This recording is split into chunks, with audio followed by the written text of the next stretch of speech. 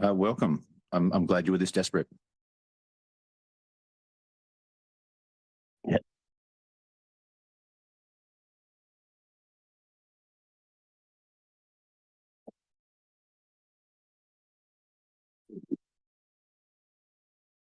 That's a good question. It's a little nebulous, but yeah, I guess in a way, always I just didn't know it, and it's only the last couple of years that I've come to associate words and consensual practices with like things that I was already like into, and finding people that share, because I don't live in exactly a very populous place, so the chance for exploration wasn't very large up until recently. So Yeah, no, I'm Tinder is what you mean. yeah, medium to new, depending on how you want to view it.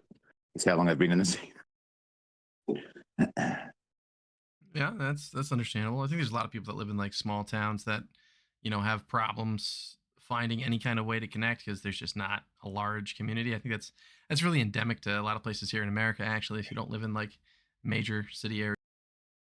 I think there's also a Yeah, lot to be said that a lot of us just have these practices that we do that we don't necessarily realize are odd in sex until somebody is like horrified. Like, what do you mean? Like, I wouldn't do that. Like, what's wrong with you? yeah, I had the opposite effect when people were like, oh, that growling and the scratching and the biting stuff. That was like really hot, and I'm like, do people not usually do that? And Yeah. apparently they don't. Yeah. And me over here just like, no, you don't understand.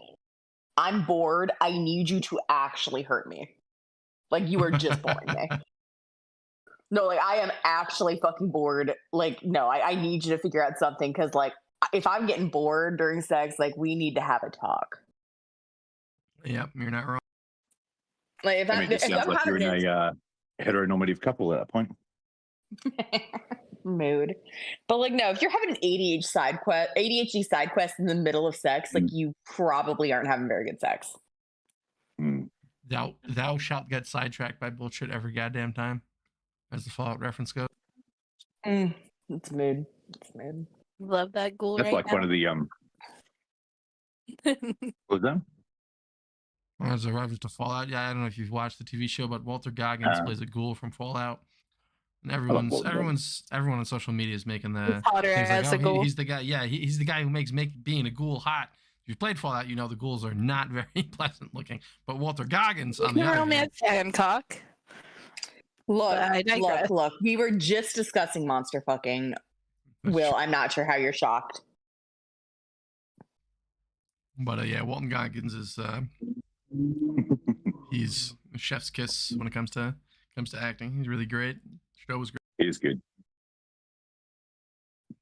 But today's topic, we should get into that at some point, is like representations of like safe representations of kink. How to represent kink responsibly and safely. Specifically on social media. Like, some of the challenges we face on social media are how to present kink in a way that is safe and like what our responsibilities are. And also, in the same vein, like, how do you bring it up to your kids? Basically, people who are not able to consent to be around this are going to be exposed to it by the necessity of existing, like just being around. You're going to experience and see things that are kink oriented. So how can we police ourselves? Like, what is our responsibility as kink practitioners, especially those of us on social media and who, might be parents such as Prim? How do we go about presenting that in a way that is safe, as consensual as humanly possible, and constructive? Because I would argue very strongly that any kink presentation that people cannot consent before they see is inherently going to be problematic, and we have to figure out a way to police what we're doing into such a way that it is not offensive or upsetting, or as minimally offensive as upsetting as possible. Thoughts? I don't disagree. It's just really hard. It is. It's something that we have to discuss because inherently it's getting into the issues of consensual like the public having the ability to consent. Like one of the things with public play is a lot of people are like, oh, well, they get to enjoy the show, but that's not the case. That group of people is not consenting to seeing whatever the hell it is you're doing. Therefore, it is not within the bounds of safe consensual kink. It's not okay. Anything that is public, that the entire public that is present is not consenting to, is going to be wrong. We cannot have that kind of public play and still be within the bounds of safe consensual. So, well, what do we do? Like, you can't necessarily keep all kink behind closed doors. So things like wearing day collars, harnesses, and things like that, they're very normalized, but you're not doing those things nude. You're not wearing a harness over nothing when you're walking down the street because nobody's consented to see that. So you're wearing it over your clothing. And while it's very clearly an alternative look, it's not necessarily offensive either. So we find ways to present this to the public that's a bit more palatable. And with social media, as I am and as Primal Caregiver here is, I call him Prim Prim for those of you who are confused. As Prim and I are very aware, you do have to, even within the bounds of meta, you do have to alter what you're doing and what you're saying to make sure that audiences are not seeing something they're not consenting to. I am personally, when I'm posting, very careful to cover nip nops and genitals and everything that could be seen as super sexual. Like, there's arguments that, of course, nip nops should not be covered, but Facebook periodically decides to take issues with them. So even in art, I make sure everything's covered. And that way, if minors do encounter my page, they're not going to see anything that is wildly inappropriate. Yeah, And there's people. And that is we do have to make note that is unique to social media, though, because I mean, in a lot of places, just plain nudity is not seen as inherently sexual. Say, in the States, it would be weird to walk down the streets just wearing a harness. There are places in Europe where no one would bat a fucking eye or look at you twice if you walked around nude just wearing a harness, because nudity is not inherently sexual over there, and they don't really give a shit for the most part. So there's cultural that would elements. be that culture's public consent at that point. That would be a known area for things like that. And also, minors can't consent. And because there's the whole argument that, like, oh, well, we need to make our pages not available to minors. But we were all teenagers. I know we all vividly remember clicking the I'm 18 button when we were very much not 18. If it's not in my history, there's no proof. Exactly. But, like, we all know we did this. We all know we lie about our age online, and there's absolutely zero fucking reason to think that minors these days are not doing the exact same thing. So what do we do about it? Do we go, oh, well, that's not my problem, and continue posting the same things? I think that's irresponsible.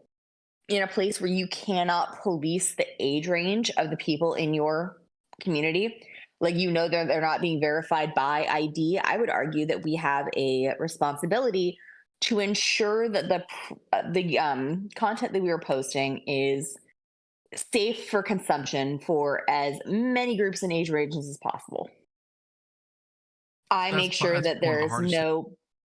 It's very difficult to do. A lot of social medias don't provide tools. That's what makes it so difficult. Exactly. Like even Discord itself. I heard rumors that Discord was apparently one day at some point going to introduce some kind of Discord corporate backed way of having it official on your account, whether or not you're 18 plus or something. But until that day rolls forth, like even on our Discord servers, the one that hosts here, Starbright, which again you can find links for in the YouTube channel for it. If you just Google Starbright, they'll come up. Or even on Mouse's Discord, our age verification is a process. A lot of people, there are people that'll come to the server, ask to be verified, they realize what the process is and leave because they don't want to send random people their driver's licenses, which I understand completely, but that's literally what we have to do in order to age verify people because we don't have the tool. And we just had a whole issue with my server today where somebody tried to join and we couldn't verify based off their ID, and there was some hurt feelings. My staff was confused and I didn't come in to actually see what was going on until too late. But this happens. Like, we have to look at these IDs, and if we can't verify your age based off the ID, we cannot verify you as safe to enter the server. And there's no verification whatsoever for Facebook. You say you're 18 on Yeah. Facebook. There's no way. Facebook doesn't even let you change your Exactly. age after you've made like a Facebook account. Exactly. Meta's the parent corporation, I think now. You can't Yeah. change that after the fact. That's it. You're stuck with that forever. You Mhm. link your Facebook to anything else, that is now your age. Exactly. Whatever you put. And a lot of people are like, oh my God, well, I changed my page so like no one 18 under can see my stuff. And I'm like, okay, so the little shit might have just opened up their next account and just like had one that's above 18 because they wanted to see what their friends were sharing that they couldn't access. Because that's what the average teenager would do, isn't it? Because like that's what I would have done as a Yep. little shit. I had like 4 Facebooks at one Yeah. point. Like Same. I had Like, 5 emails that I went through. oh yeah. Mm-hmm. Going through making all the separate email accounts. Fucking Mhm. it Yeah, was so wild. I would say like saying that, oh, well, I set my page up as 18 plus, or so I know that it's like not going to have minors is just a bad faith argument. And if that's what you're doing to keep your page safe, then you're not doing enough. It also, I actually have to caution against that too. I wish that worked.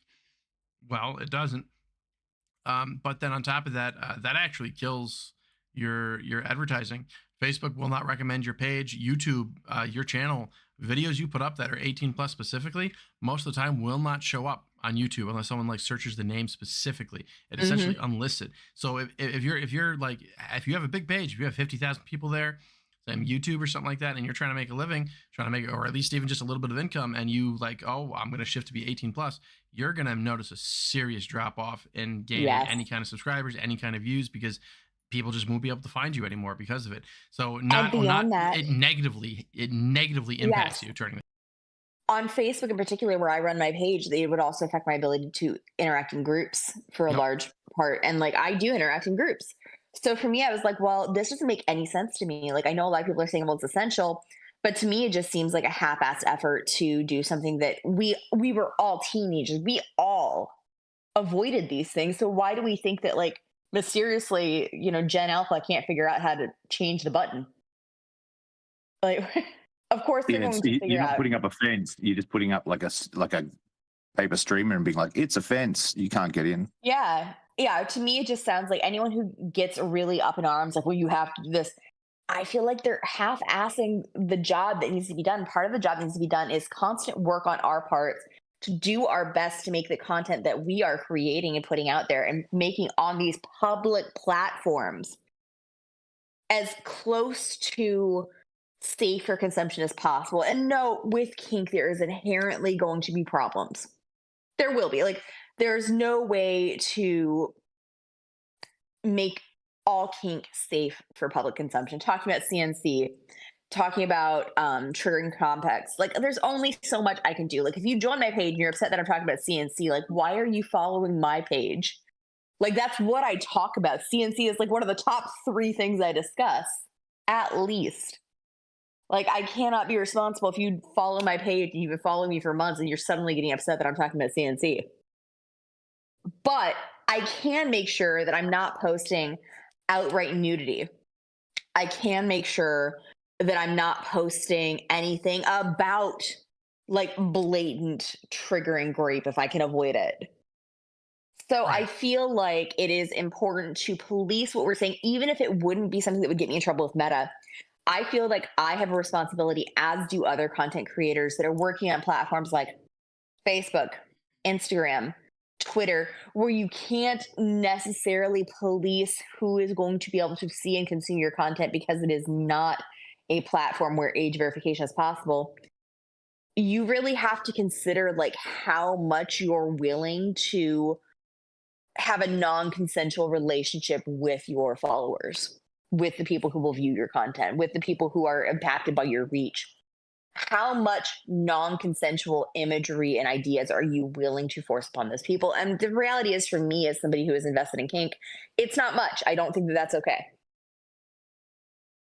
So Yeah. I alter my what I want to do is not necessarily what I'm doing, because I'm altering my steps and my thought process for what I'm going to post accordingly.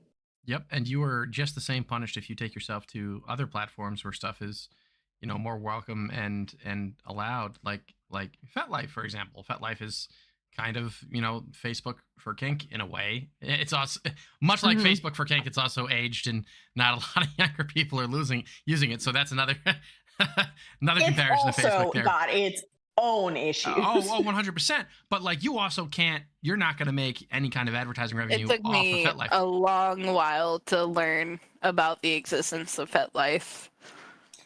I've known about it since I was like, God, it's been around since I was a teenager, I think, or But- something similar to it. And it's not the same trying to run an account on FetLife as it is on making like a Facebook page. You can't. You're not. The advertising's not the same. You can't make groups the same. It's not as social as Facebook is. So even if you do want to, move your page to somewhere where that kind of stuff is a lot more consensual, and FetLife for sure doesn't have any problem with nudity or anything sexual. It's just it's clunky. You can't make a living off it. You can't have advertising because that's not a thing that FetLife really does. So you're just in any, if you try and use your own protocols to better police yourself, you're shooting yourself in the foot, essentially, is what it comes down to for most social media. You Mhm. kind of just have to do the best you can.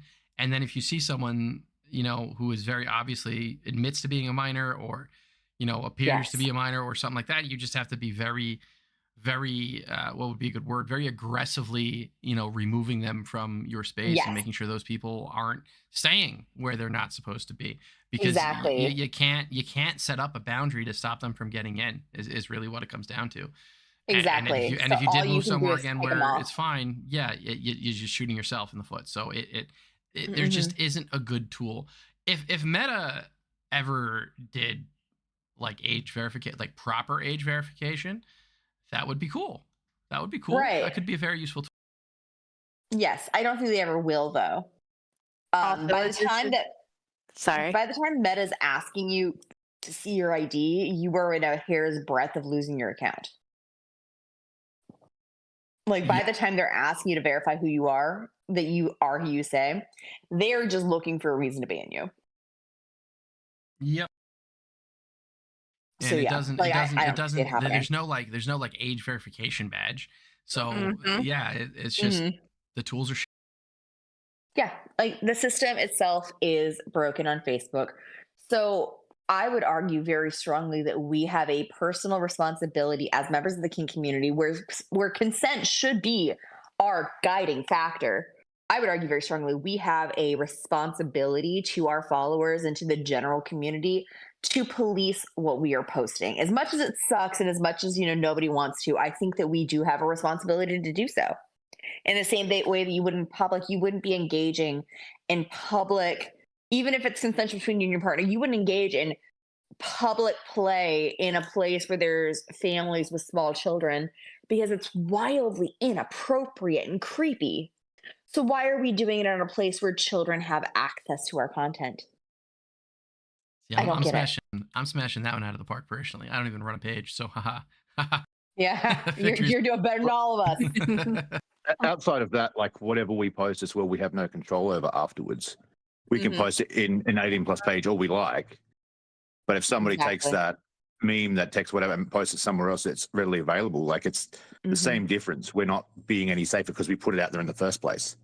Exactly. You know what I mean? Like you Mhm. post it on Reddit, the same shit's going to happen. Like it doesn't matter if we've like age limited it at our point, it's no more or less safe because Mhm. it's on the internet. You know what I mean?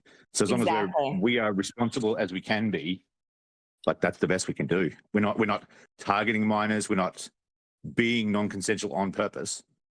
Right, but I think also the So- content that you put out, even if it's you're posting in a place that is limited, if your content is not safe for the consumption of the public, then you are doing a disservice.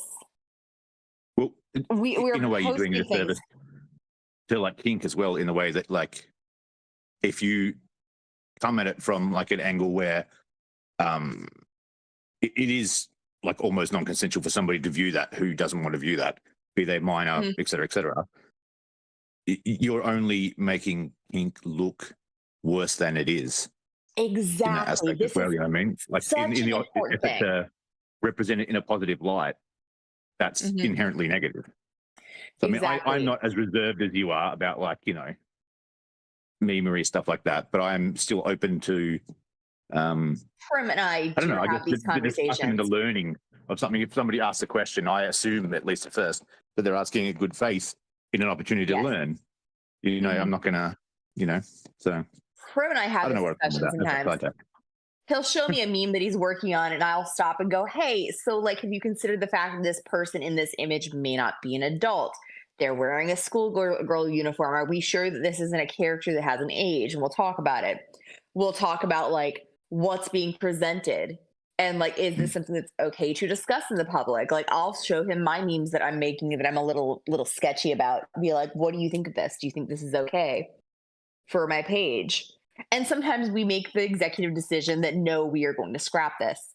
Or, well, I think that I should probably edit this. Or in one case, I significantly altered an image that we didn't think was actually underage, but looked like she was underage, like it was depicted to be reminiscent of lolicon.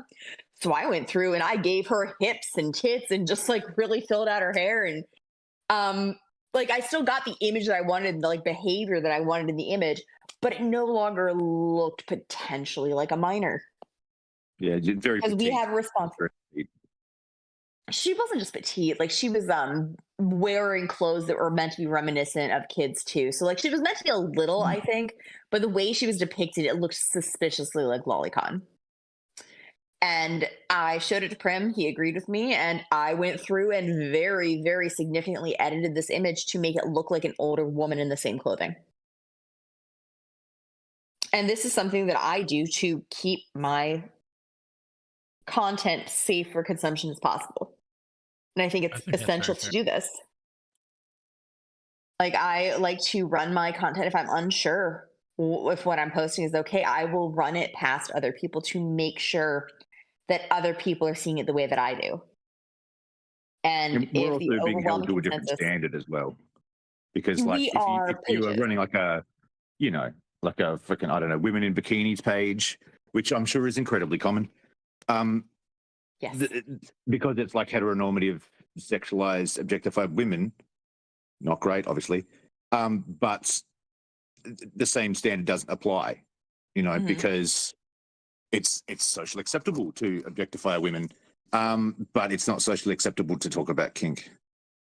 No, I'm currently dealing with, my reach has been greatly expanded in the last week or so. And I'm currently dealing with the angry vanillas.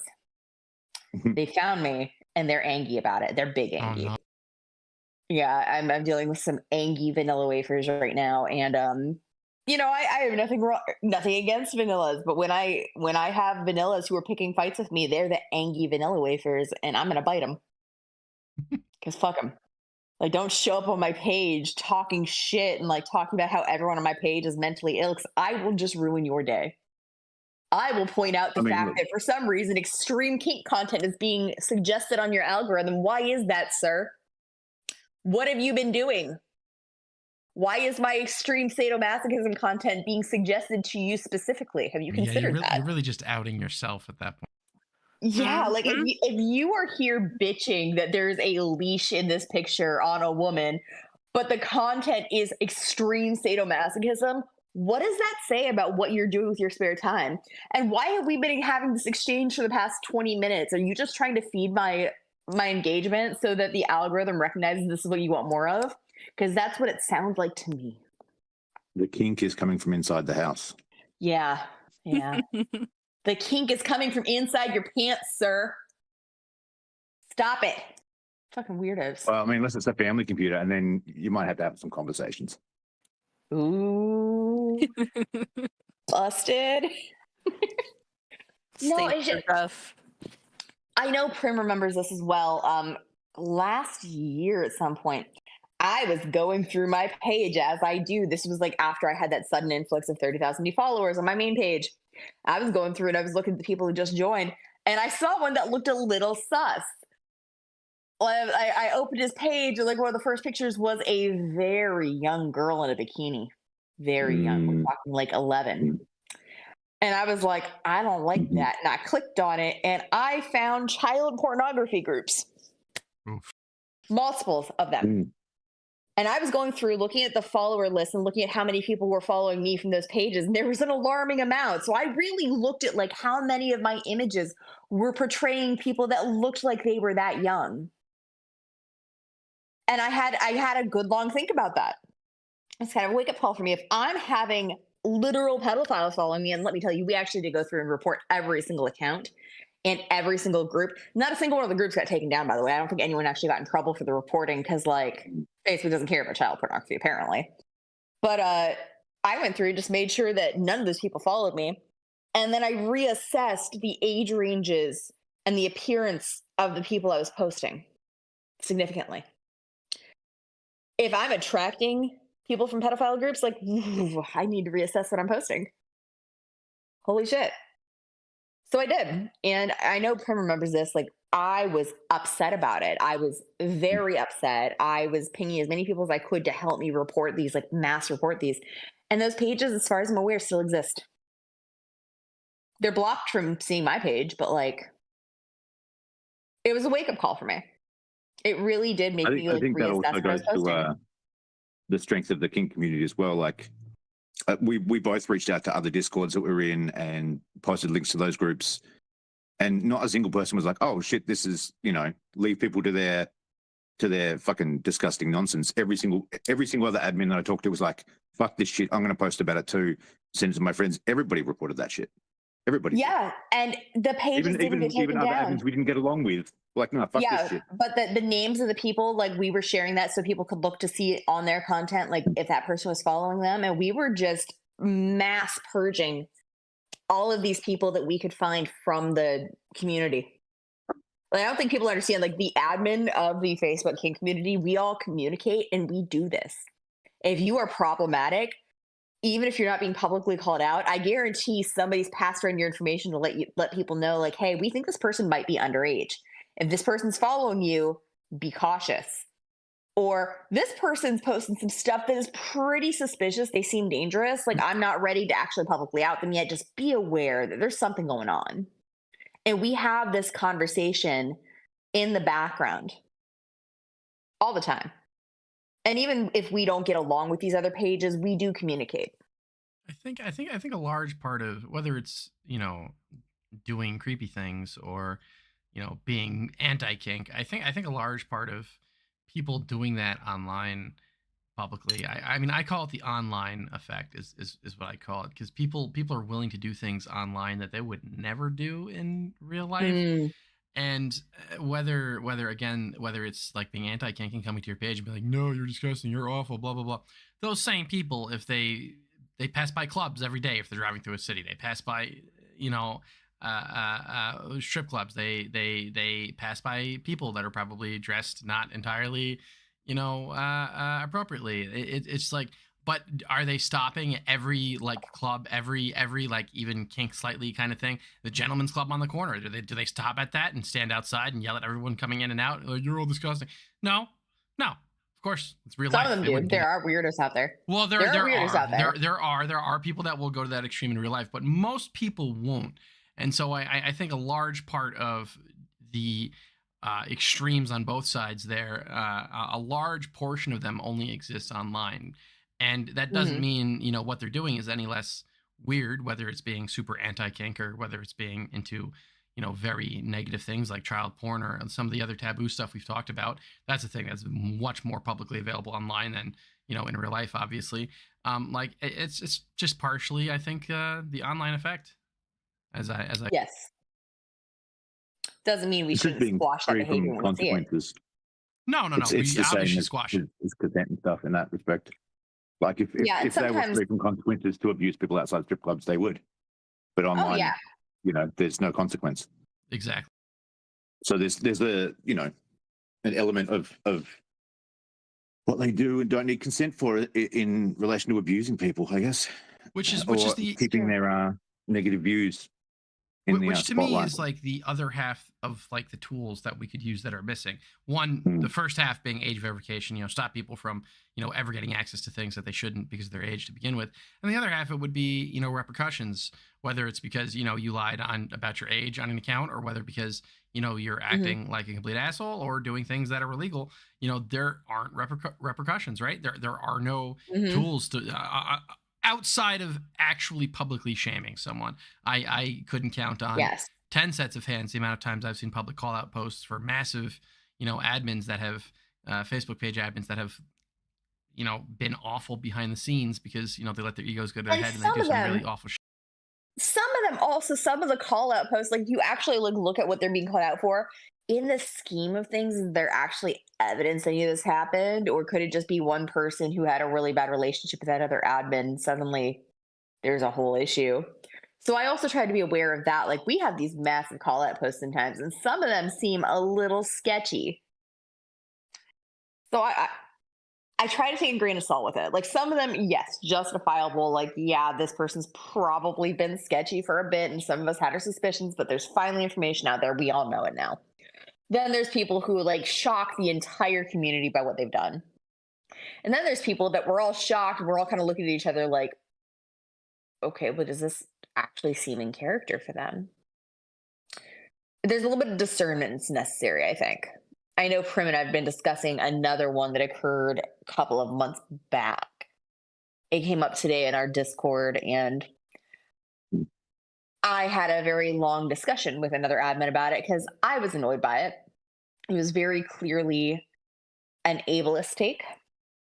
And there was an attempt to call out another admin and get them canceled because they were sick, basically, in the Cliff Notes. And I did not take that well. Other people disagreed, but I talked to other people who also have severe chronic illness, and pretty much all of us were like, absolutely no, fuck that. It gets into the weeds sometimes, like whether or not these call out posts are doing anything helpful. Prince got his opinions on this. It's just there is no other tool to give repercussions online to someone, unfortunately. So that's the other half of policing, because people will get called out and not have any real effect on their life. Unless you're getting like hundreds of people to like call their employer or something, which is something I'm not. Yeah. Unless they're doing something illegal, I'm not really. Yeah, I'm not a fan of that unless they're doing something illegal. Unless they're dangerous. Don't do that. So there isn't permanent repercussions if you're a real creep, and if there's like proof of it, if you've like legitimately like abused a partner as an admin and they call you out, and then other pages be like, yeah, I've seen him do this too. There isn't any repercussion to your actual life. People will just either delete the page, or they'll just be quiet for a while, change the page's name, start it right back up, and nothing fucking changes. There's just no repercussion. So it's really hard to actually police, especially online, the communities that we're part of, because it's just hard to do. There's just aren't the tools. Seeing as we're halfway through, it's no different to celebrities and stuff. Honestly, once you're big enough, the big pages, say some old guard pages with problematic, super grapey takes on things. Just as an example. We mentioned whips and chains a couple of times the last episode. It doesn't matter what anyone says, because they're so big, they're unbreakable at that point. It's just like any celebrity. It's like, oh, they're being cancelled, but are they though? Like J.K. Rowling's still around. Like no one's being cancelled. Once you're that big, you're a juggernaut. You're unstoppable. I mean, Meta can stop them should they choose to, and probably eventually they will. But for now, they're untouchable. That doesn't mean why they're would they stop something that's creating that much content, like that much revenue, that much? Facebook will just shut down pages, especially if they're in the bonus program or something. If they decide that you're making too much money, they'll just shut you down. There doesn't have to be a rhyme or reason to it. It just happens. But that's a different discussion. I was about to say, since we're about halfway through time, I think we should like loop this around and bring it into the other part of the topic. With what we're talking about, how we're talking about it online, this is also true in real life, like in person. How do we police our behavior and kink to make sure that it is appropriate for children? Because unfortunately, also fortunately, I guess, kink does not occur in a vacuum. Like you are going to, there might be people with vacuum kinks. I don't know. I can't make assumptions. I know that thing. You know that thing, huh? Mm-hmm. But there's there are going to be incidents where kids are going to be present, especially if you are a parent, and you happen to have a dungeon. Like, you're gonna have to explain that to your kid eventually. They're gonna be like, "Why do we have a giant X in the other room?" Well, you see, They Man, opened that I'm wrong directly box here. from under the bed. yeah. Like, why did I hear mommy screaming last night? We were having a great time, Junior.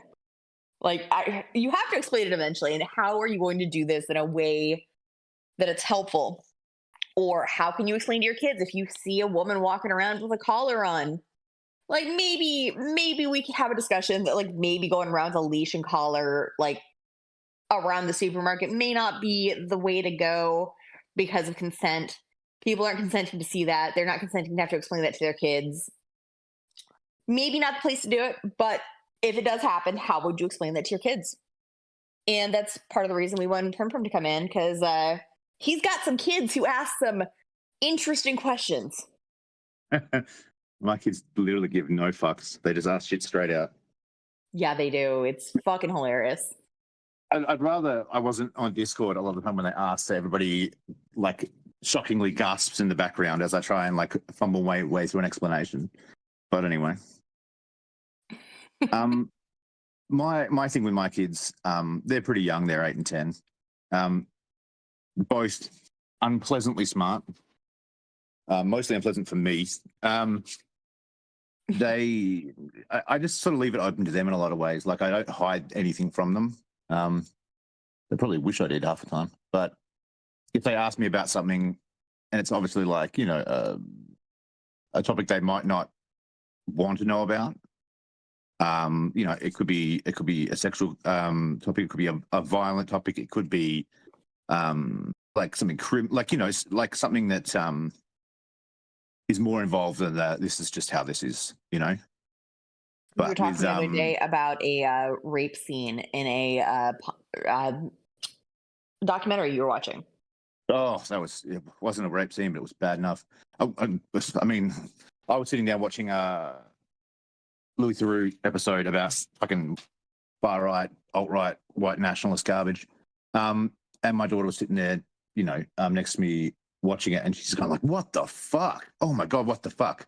And I was like trying to, you know, give her some context that, you know, this wasn't an appropriate attitude to have, and she gets it because, you know, she's not a white dude with a god complex. Yeah. But I'd walked around the other side. She's clever, very clever. It's too clever. I walked around the other side of my house while I was doing washing up or something, and a bit came on about this woman who was big in the white nationalist online movement, whatever, and how she'd fallen out of favor. And they're talking about this video that one of the other guys on there had posted about her, and it was just, and I didn't catch the gist of what he was saying, and then he just started playing the video, and I was like, "Fuck!" But it's just this other dude who was big in the scene talking about like how, you know, just describing how he would rape her, basically. And I was like, "Fuck! This is like already." I would have cut this off long before with my kiddo sitting here had I known it was coming. And so I just let it play out, and then I came back around. So I was like, you know, if she wants to ask any questions, and I paused. I'm like, I think we're done with this. Like, you know, do you have anything to like ask me about? And she goes, "Nah, fuck that shit." And she got up and went off and played. So had she had questions, I would have tried my best to answer them in a straightforward, you know, without details sort of way, which is the way I try and approach everything. Because I don't think, well, I mean, in this instance, fucking disgusting across the board. But like in the instance of kink, for instance, like I don't think that teaching that it's anything more than sexual play, heteronormative, you know, just straight down the line, vanilla sexual play, is helpful. You know what I mean? Like, because that's the kind of attitude we end up with when men are afraid of like toys and stuff, for instance, because they think they're being replaced. Yeah. Like, I mean, that's just such a tiny little step outside of vanilla, because plenty of people have sex toys. Yeah. And plenty of people are threatened by them. But sex toys are vanilla. Like, that's Yeah. Well, maybe not some people, but you know what I mean? And so why should any kink? I mean, there are some very extreme kinks. Maybe that's, but that's a there's no reason conversation it that shouldn't they be. may not be ready for yet, is like Yeah. talking about those more extreme things. But like his Yeah. kids have an understanding of what kink is to a degree. I think I told the story last time where his daughter, he was sitting in voice chat just chit chatting with us, and his daughter, audible to all of us, walked up and said, "Hey, Dad, is kink shaming a kink?" And the entire Discord went quiet and then started howling. We were just like, "Oh my god, Yes. did she just fucking ask that?" And he's sitting there like fumbling, trying to figure out what he was gonna say. Do you want to tell how you went through this? Because it was fucking great. Well, It was the I same was daughter. yeah, like a year or two ago as well. So she would have been like probably 9. Yeah, Yeah. and I was just like, fuck, like, how am I going to approach this? And then I was like, well, what do you know what a kink is? And she's like, oh, it's kind of like a hobby, right? And it's like, wow, look, she's not She's not entirely wrong. wrong here. Yeah. Yeah, we are just extreme hobbyists. Yeah. And that's, and like when I talk about, I talk about sex with the kids, but like, if I'm discussing sex in any capacity, I say like it's like adult play, like it's something you do with other adults. Like it's supposed to be fun. It's like playing games together. It's like, playing with toys together. It's not supposed to be something that's like unapproachable or untalk about, like you can't talk about. And I think kink's exactly the same in that aspect. Like it's no, with some exceptions, it's no more outside the norm than anything else. Right. You know what I mean? Like we need to bring it all in together as like one sort of I don't know. If we're teaching topic. kids that there are topics that are taboo that can't be discussed, we are taking away tools from them to help them ask these questions and gain comfort. Well, not only that, like mystifying any kind of subject matter with kids is not a good idea. Without like any knowledge, which is even more dangerous. It just makes kids way more curious. My mom was very kind of straight to the point. Same as you about everything. Any possible scene on a movie. Though there was plenty of times she knew she could have stopped it. She's a boomer. But the fact of it being gross from it, like hearing it straight to the point and it being gross to you and not a mystery to you are two different things. Like for me, I don't know if I've ever told you guys this. I've never had a sex ed class, not even once. I have a pretty good idea of how things work, but like I've never had a sex ed class, and this was because of how sheltered my upbringing was.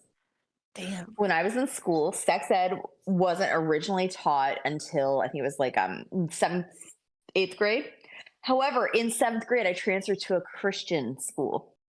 And at my Christian school, they didn't teach sex ed until like your sophomore or junior year, somewhere around there. And it just so happened that I wasn't at that school during the specific year they taught it. So when I transferred back in, I completely bypassed sex ed.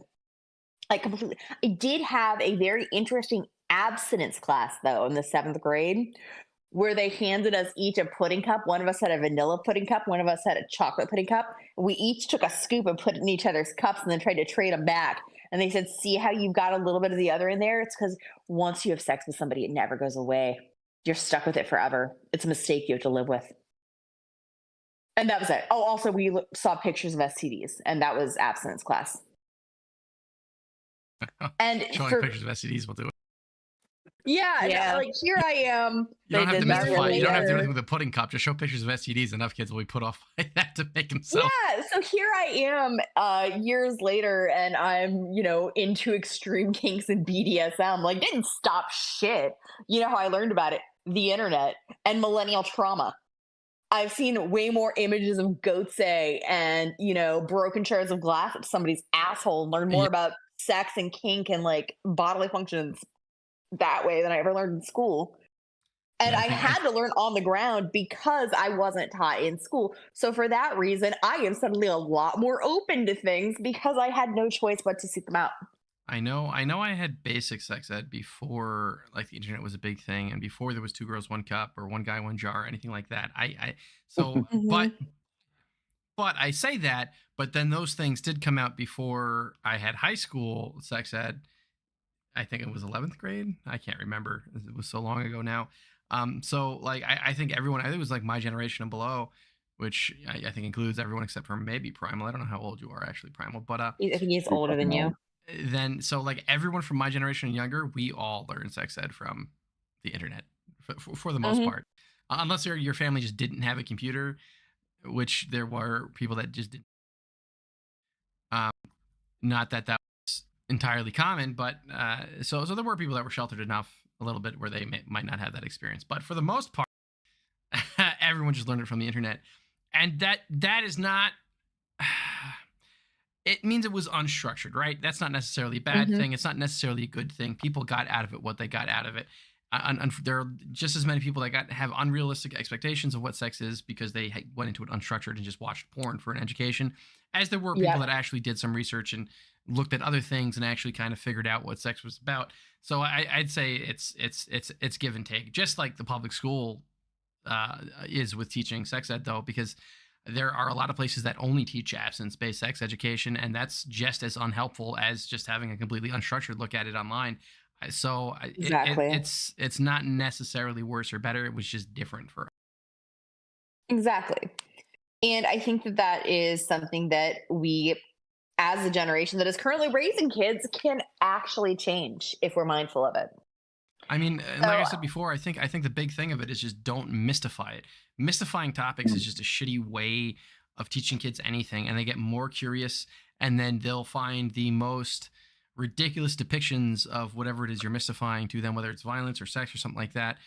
In media, in the media that allows for that, we've talked about kink and in media. There are realistic depictions of kink in media, like incredibly unrealistic, rather, depictions of kink in media, like porn, for example, is a mhm. very incredibly unrealistic look at kink. And if you mystify kink, if you're not willing to be very blunt and very open and very With honest about that caveats. subject, with caveats, obviously, but Yeah. what's a kid going to do if you refuse to talk about it? They're going to go look up some porn because that's just the easiest Mhm. way to learn about it. And there you go. You just basically taught your kid that the And only way they're going to learn about sex is looking at porn, and that's shit. yes. And porn doesn't teach safety. That's the main thing. You need to be comfortable enough to talk about things like this for their Mhm. own safety. Exactly. It's the same thing with other things too. Don't mystify violence. Don't be afraid to talk to your kids about, you might have to defend yourself one day, or you might have to defend someone else. Even more importantly, and especially there's kids. It's a big activity. Get your kids into sports, and in some of those sports, martial arts. But then those parents Mhm. never actually have conversations about, hey, maybe you shouldn't just be running around using martial arts techniques on other kids. That's probably not a great idea because Yeah. of XYZ. Instead, they just, let's teach them karate and Also, then set them loose on the world.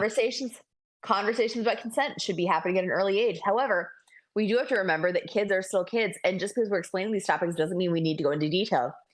One of the things I've Hmm. heard Prim say that I love is sometimes there was a wet ass pussy bumper sticker he saw, and his daughter asked about it. He Mhm. said, Wow. "Do you want to know? It's a sex thing." And the daughter was like, "No, actually." And that was the Yep. end of the discussion. That's actually one of the better ways to go about it. Be very bluntly honest. Kids don't really want to ever really have the talk with you as much as it is needed. But kids don't want to have that. So if there's ever a subject you don't want to talk about, you just say, "Oh, it's related to this," and just be very bluntly and openly honest that it's going to be embarrassing, and it's going to Mhm. be about a topic they probably don't want to talk to the parents about. And generally kids will just be Mhm. like, "Nope, never mind. Forget I asked. Yeah. I don't want to." And that's also like teaching them safety. It's teaching them consent. It's teaching them that their no is an absolute. Like Hmm. you say, this is a thing. Would you like to know about it? They're like, no. You're like, that's the end of it. No means no. Doesn't matter any context. It's teaching that Exactly right. they can safely discuss something with you. And safety is another thing that it's too mystified. It's not like pinned down enough at an early age that if you feel unsafe, you're probably unsafe. I And think to people just recognize that figure. feeling will always flow on, look, through everything, but through things like sex and kink specifically. If you're in a situation where you feel unsafe, whether or not you are unsafe, feeling unsafe makes you unsafe. I mean, I think it's just So it's It's Totally awful. agree with that. It's very hard to teach kids boundaries, right? And I think that's a large part of that, because that's what that is. You're discussing that, you're discussing that, no means no, whether it's for you with someone else or someone else talking to you. No means no, essentially. But kids have a problem even with that as a basic concept if a parent doesn't teach it well. Ooh. I mean, I'm sure your kids probably are great with boundaries, Primal, but there are a lot of kids, in their teens that are running around that don't understand what a boundary is. I have a lot of little bullies running around because they just don't understand what boundaries are, because no one has ever had that talk with them. Are so good with boundaries that he has issues. See, that's a good thing. That is better than the alternative. So sometimes I wish that they didn't rebel against authority and I was the authority. But a large part of that, related to that though, is that a large part of that is a lot of parents don't agree or understand that they need to be giving boundaries to their kids and treating that the same way. If your kid says no, respect that. And parents aren't willing to do that. We actually talked about this, I think, in another episode, Primal. There are parents that'll, take doors off their kids' rooms. Say you're not allowed to have privacy until you're 18. We did mention that. That's a thing. And you're trying to teach your kids boundaries and saying boundaries should be respected, but at the same time you're saying you're not allowed to have boundaries until you're 18 in your own household. How are you supposed to grow up with realistic expectations of like boundaries and safeness if that's what you're going up with? It's right. I wasn't permitted to have privacy when I was younger, and now I'm very, very, very good at not telling people shit. I let them think that they know shit, but they don't know shit.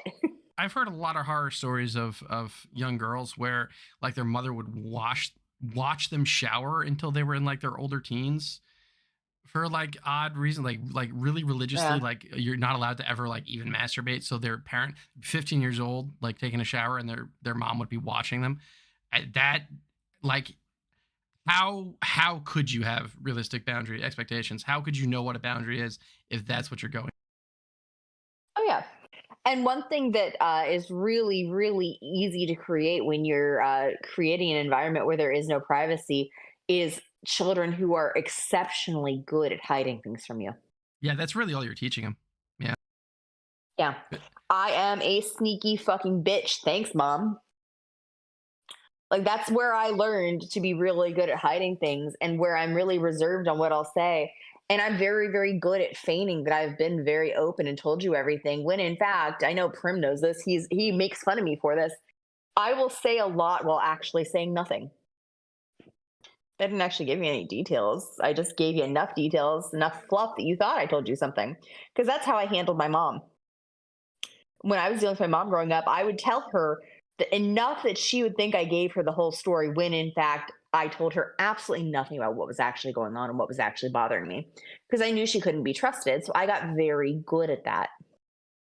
And all you're doing is teaching your kids skills, whether you want to teach them skills or not. And you are choosing what skills you want them to learn. Do you want to teach them how to be open and honest and have good, solid communication? Or do you want to teach them to be secretive and be really good at hiding things and not feel like they can trust you or like the important people in their lives?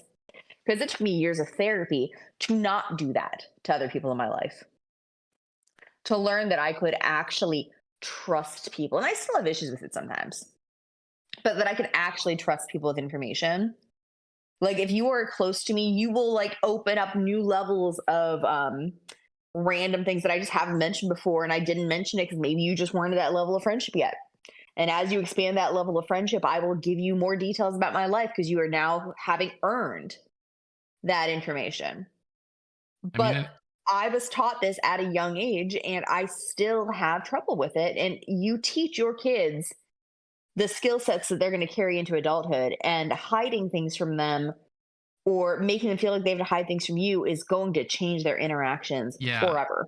And it's about consistency too, because, people remember and carry with them negative experiences their entire life, but not the positive. Positive ones tend to fade. It's just like a human psychology thing. There's like a name for the effect. I can't remember it, but so like you can't be like, oh yeah, I'll teach you math and be like, oh no, I won't ever discuss, sex or boundaries or kink with you. You have to be consistent across the spectrum, because otherwise, again, you're not really teaching the right things. You're not teaching those boundaries. You're just going to teach them like, oh, okay, well, there's something weird with this, and I have to go find out for myself. And you probably don't want kids, for the most part, learning things randomly off the internet. So you have to treat the information just as consistently as you would treat anything else, or it just doesn't work very well. And you have to treat their boundaries consistently across the board, just as you have to give them privacy, you have to give them respect.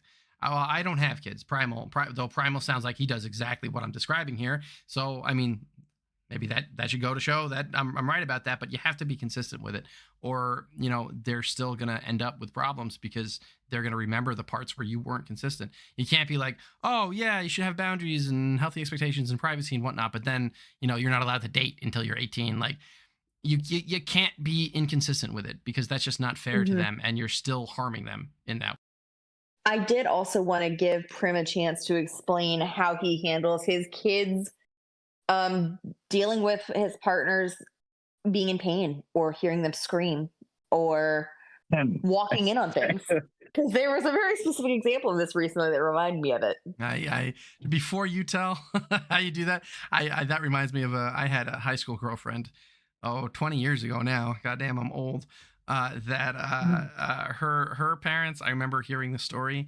Their thing, when they would close and lock their door, they would always claim that they were cleaning behind the door, and that's why the door was closed and locked. And if there were like screams and sounds, it's because they found like mold or something, and they were just freaking out about it. And that was their That's something. That's something. Look, that's one of the better excuses I've heard, honestly. It's mildly Screaming about mold. What Mousie's referring to is my older daughter, once again. She's got ADHD, so she doesn't sleep. And I thought, you know, it's past midnight, everything should be fine. But she was up reading books like always. And so yeah, I was in the bedroom with my partner, and things were rough. You know, there was whimpering, loud impact sounds, for instance. And I hear a little knock at the door, and I'm like, oh fuck. Expecting my children to be asleep. And she's like, Dad, is everything okay in there? Is anyone hurt? And I'm like, oh fuck. Yes, but actually no. Yeah, like everything's okay. Like if you just want to sit out there for a second, I'll be out in a minute. I'll talk to you. And so we disentangled, and I came out first, and you know, she was sitting on the couch and she was reading a book again because you can't stop her. And I was just like, yeah, no, everything's okay. Like, you know, we were doing sex stuff in there, you know. I won't tell you anything more than that if you don't want to know. And she's like, yeah, no, it's fine. I don't really want to know. I was just like, you know, it's I'm glad that you checked, that you heard somebody in, like, you know, who thought was in pain. You checked to make sure everyone was okay. That's brave. That's important, right? And I was just like, you were okay. And my partner was coming out at that point. I was just like, you know, she's come out. If you're worried, you know, you can see that she's fine. If you want to ask her if she's fine, that's okay. Like, I would rather you know that I'm telling the truth. And she didn't really have any questions. She just wanted to make sure everybody was okay. And like, that's, you know, my partner was happy to, you know, she's not her mother, but she's just as open. She's doesn't always know how to approach the kind of questions that my kids ask. Probably no one else's but mine. But yeah, and you know, she was open to being like, you know, to discussing anything that needed to be discussed. She was, you know, happy to tell her, yeah, I'm okay. Like, you know, it was just sex thing. Sometimes we get noisy, but you know, we're proud of you for checking in when you think someone's getting hurt, because that's honestly the most important lesson out of the whole thing, is that like, that's she impressive. was worried about people that she loves maybe being hurt, so she can check. And like, she's a 10-year-old girl. Like, if somebody was getting hurt, there's not a lot she could do. But like, she checked is, you know, that's something important to reinforce, I think, anyway. Yeah, I mean, the fact that she cared, I thought was really impressive when I heard this story. I was like, she didn't just hear this. She was like, I hear this, and I just want to make sure that these people I care about are okay. And I think that says a lot about her character. Well, and she knocked on the door as well, because she knows if the door's closed, like, knock before coming in, please. Yeah. It's a rental and I don't have a fucking lock on the door. No. And so that's pretty important. But yeah. my little one does not often pay attention to this simple task I have asked of her. But yeah, the little one she- is the most like him, by the way. She is the Yeah, main she character. is. Yeah, but my she knew that she'd knock on the door first, just in case everything was fine. She was still respecting my boundaries, but also like making sure that her boundaries of people not being hurt, I guess, were being respected as well. Like that, she wasn't afraid to ask or hold us accountable if something was happening, I guess. You know what I mean? If she'd have thought that you were hurting somebody, there's no way that she'd have let you slide on that too. She would have been very upset with you. Yeah, fuck yeah, she would. She doesn't want you hurting people. And I thought that was extremely brave because she was not just indicating she was willing to check on people. If she'd have thought that you were causing harm, she was brave enough to be like, hey, I don't like this. I thought that was really impressive because she was not just in doing so, she wasn't just checking in. She was more or less saying, I don't want people to be hurt. Are you hurting people? But there's out of all the times I think I'm a terrible parent, which is like, all day, every day. If I can raise daughters that will hold me accountable, that's got to be a win, surely. And they do. I've heard yes, it. It is fantastic. His kids are a fucking riot, and it's a testament to him raising them, but also his kids are a fucking riot. Mm-hmm. Well, that's only a good thing. All right, so I think at this point it's almost it's after the hour. Okay, so we've pretty much We hit the mark. What do you guys want to discuss in 2 weeks for the next episode? We were talking about some other stuff. Kat, do you remember we were discussing? We had a list going of things that we wanted to discuss. I remember nothing. I have never in my life been accused of remembering anything. I think this is the first time I have ever actually remembered a topic when Kat didn't. It was great. I really appreciated it. Sorry. Yeah, wasn't that like impressive? Like, this is the only time I've ever walked in 5 minutes before the podcast started and been like, what? This I sent a GIF in the chat earlier of the DVD symbol just hopping around in somebody's head. Yeah, that's been me for the last 2 weeks. I'm so out of it. I can't quite remember. God. So we've covered accessibility in kink recently. One thing that I got into a conversation with was like more specific brat practices and why things like make me are not things that I think are good. Why I hate the make me trope in bratting. I know Prim is very familiar with this. I bitch about it all the time. But you're right. I fucking hate it. And I have very specific reasons for thinking make me is like the worst thing to portray bratting as. That could be a fun topic because like it gets really into the weeds about like how that is non-consensual and like we could possibly discuss like things within certain kinks that are like maybe portrayed as normalized that are probably possibly problematic. Stereotypes and kinks? I think stereotypes would actually be an interesting one because we did kind of touch on it previously with like portrayals in media, but we didn't really get into the weeds on the stereotypes, did we? No, I don't think so. Stereotypes and kinks is a good topic, so we'll call that for the next episode. I like that.